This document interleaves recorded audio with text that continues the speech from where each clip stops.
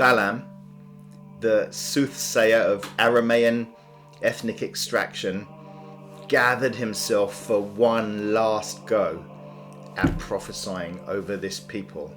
Everyone's getting frustrated. The king of Moab has paid him to curse this people, but every time that he's uttered an oracle, instead of cursing, out of his mouth has come blessing. And the king's getting frustrated. All the people are getting restless. Balaam stirs himself one last time to utter an oracle. All the secretaries are poised to write it down and record these words for posterity.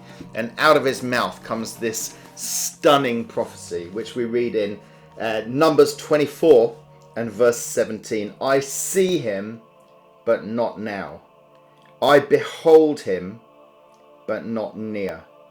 A star shall come out of Jacob, and a scepter shall rise out of Israel.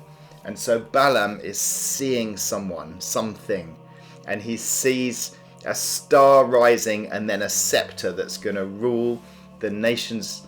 And he sees this. All the secretaries write it down, pack it up, take it back to the libraries of Moab.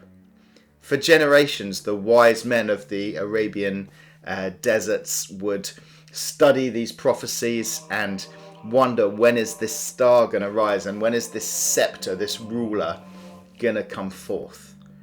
And we see actually a wonderful fulfillment of this in Matthew's gospel, where we read about wise men, magi from the east, who study the books and study the sky and understand that a star is rising, and so they travel from the east to Jerusalem and then to Bethlehem to find this one who has been prophesied. And the early church fathers had always made this connection between Balaam's prophecy and then the wise men later being the heirs of this tradition. Let me read this from Origen, the church father Origen. It has said that from Balaam arose the caste and the institution of the Magi, which had flourished in the east.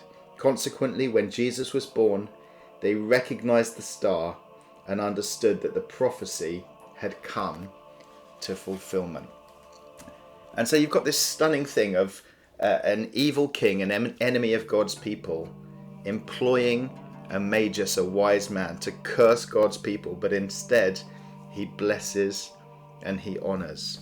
And then generations later, in his shadow, in his footsteps, come other wise men from the east, and another evil king, King Herod, tries to employ them to betray Jesus and to curse him, but instead they bless him and they honor him, and they bring in gifts of gold and frankincense and myrrh, gifts from Arabia, frankincense and myrrh being from trees that only grow in the Arabian Peninsula, gold that comes from Sheba, bringing gifts from their homeland to bring honor to him from their nation, to this king who's born. So the star rises as was prophesied, and a scepter comes forth, a king who will rule the nations, that's honored by these wise men in the tradition of Balaam.